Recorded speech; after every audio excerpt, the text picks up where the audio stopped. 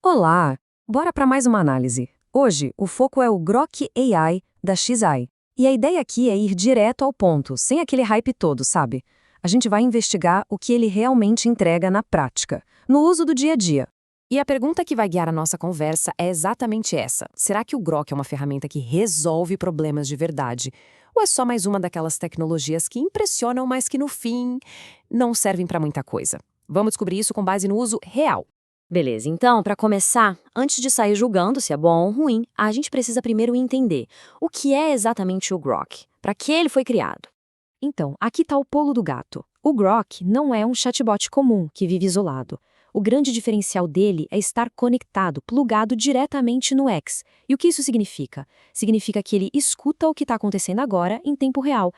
E as habilidades dele se dividem basicamente em três grandes áreas. Primeiro, ele ajuda a escrever, a criar conteúdo. Segundo, e talvez o mais importante, ele analisa o que está rolando lá no X. E terceiro, ele também cria imagens.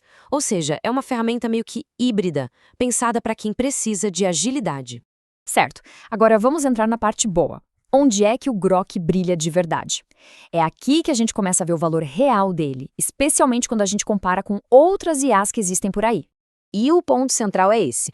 Como ele está o tempo todo ouvindo o que o pessoal está falando no X, ele tem uma capacidade quase única de entender o contexto do momento, de pegar o feeling das discussões, algo que outras IAs simplesmente não conseguem fazer porque não têm acesso a essa fonte.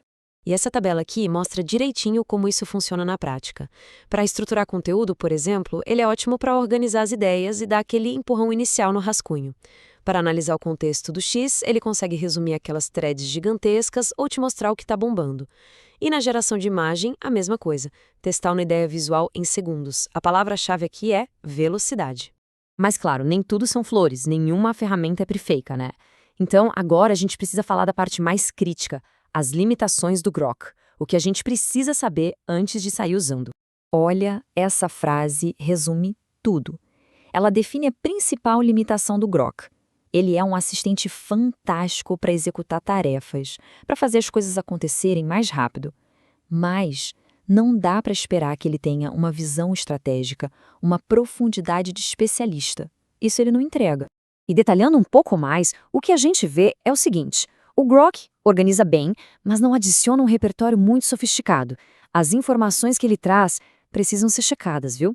A qualidade dele depende totalmente do que está rolando no X. E claro, tem sempre aquele risco de acabar com um conteúdo meio genérico, sem alma, se a gente não souber pedir direito. Colocando lado a lado, fica claro que o Grok tem um nicho bem específico. Ele não está aqui para competir com uma IA focada em criatividade pura ou em análise de dados profundos. O jogo dele é outro. O território do Grok é a agilidade e a leitura do agora, do que está acontecendo neste exato momento lá no X. Muito bem, com os pontos fortes e as limitações na mesa, chegou a hora da verdade. Vamos juntar tudo isso e finalmente responder aquela pergunta que a gente fez lá no comecinho. A pergunta é essa, sem rodeios. Depois de pesar os prós e os contras, qual é o veredito final?